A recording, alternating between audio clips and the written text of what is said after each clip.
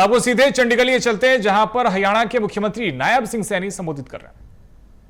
Framework की पूरी तरह से समीक्षा की गई है। नई नीतियों के तहत ट्रांसफर के लिए कर्मचारियों की रैंकिंग एक नए 120 पॉइंट वाले कंपोजिट स्कोरिंग फ्रेमवर्क से तय की जाएगी। उम्र को दिए जाने वाले वेटेज को 75% से घटाकर 25% कर दिया है। प्रोफेशनल अनुभव और सर्विस की निरंतरता को मान्यता देने के लिए कैडर में अनुभव का एक नया पैरामीटर जोड़ा गया है, जिसका वेटेज 25% है। इसके अलावा स्पेशल फैक्टर्स, जो खास परिस्थितियों में के लिए वेटेज को 25% से बढ़ा करके 50% किया गया है। साथ ही गंभीर बीमारियों की लिस्ट में मुस्कुलर डिस्ट्रॉफी, बेसेट रोग और खास अंग प्रत्यारोपण जैसे पैनक्रियाज, बोन मैरो ट्रांसप्लांट को भी इसमें शामिल किया गया है। नीतियों में एक जरूरी प्रावधान भी जोड़ा गया है, जिसके तहत रिटायरमेंट से 1 साल पहले किसी भी कर्मचारी या शिक्षक का ट्रांसफर उनकी लिखित सहमति के बिना नहीं किया जाएगा। कपल केस कैटेगरी के तहत मिलने वाले मेरिट पॉइंट्स को 5 से बढ़ाकर 10 कर दिया गया है। मंत्रिमंडल ने मानव संसाधन विभाग को MOTP 2026 के तहत पहली ऑनलाइन ट्रांसफर प्रक्रिया के लिए जरूरी निर्देश जारी करने की मंजूरी दी गई है। ये निर्देश खास तौर पर नेशनल कैटेगरी और उन कैडर के लिए होंगे जहां करंट ड्यूटी चार्ज की व्यवस्था लागू है।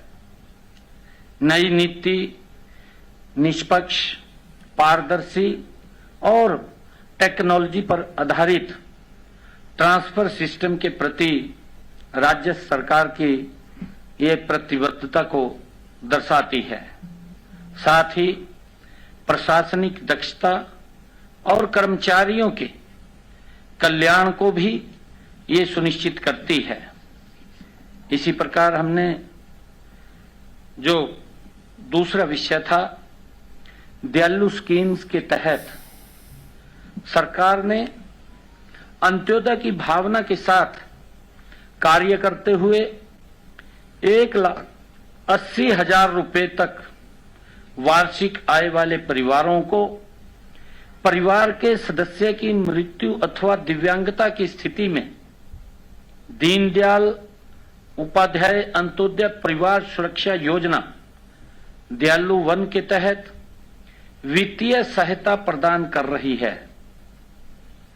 आमजन की सुविधा और जरूरतों को ध्यान में रखते हुए मंत्रिमंडल ने दयालु वन योजना में महत्वपूर्ण संशोधनों को मंजूरी दी है, जिससे पात्र परिवारों को सहायता प्राप्त करने में और अधिक आसानी होगी। पहले योजना के तहत क्लेम प्रस्तुत करने की समय सीमा 3 महीने थी, जिसे बढ़ा करके 6 महीने कर दिया है, ताकि किसी भी जरूरतमंद परिवार को केवल तकनीकी कारणों से सहायता से वंचित न रहना पड़े। साथ ही आज तक दायर क्लेमों के लिए छूट की अवधि को भी 3 महीने से बढ़ाकर मृत्यु अर्थात दिव्यांगता की तिथि से 6 महीने तक किया गया है। पात्र लाभार्थियों को राहत प्रदान करने के उद्देश्य से क्लेमों के निपटान संबंधी प्रावधानों को सरल बनाया गया है। 6 महीने से अधिक 7 महीने तक देरी के लिए हरियाणा परिवार सुरक्षा न्यास के मुख्य कार्यकारी अधिकारी को अधिकृत किया गया है और इसी प्रकार 7 महीने से अधिक और 9 महीने तक देरी के लिए वित्त विभाग के अतिरिक्त मुख्य सचिव को निर्णय लेने के लिए अधिकृत किया गया है और इसी कड़ी में 9 महीने से अधिक 12 महीने तक की देरी के लिए मामला वित्त मंत्री के पास आएगा, क्योंकि पहले 3 महीने था, इसको 6 महीने किया। 6 महीने के बाद भी इसको फेसिस के अंदर 1 साल तक उसको परमिशन लेकर के अप्लाई कर सकता है। और इसी कड़ी में हमने ई बसेस और ट्रक्स बैठक में एनसीआर प्लानिंग बोर्ड की सहायता योजना के तहत राज्य के एनसीआर जिलों में BS4 या उससे पुराने मानकों वाले पुराने ट्रकों और बसों को बदलने पर मोटर वाहन कर में छूट के प्रस्ताव को भी। तो मुख्यमंत्री नायब सिंह सैनी को सुन रहे थे आप, जो कैबिनेट में लिए गए अहम फैसलों की जानकारी दे रहे थे।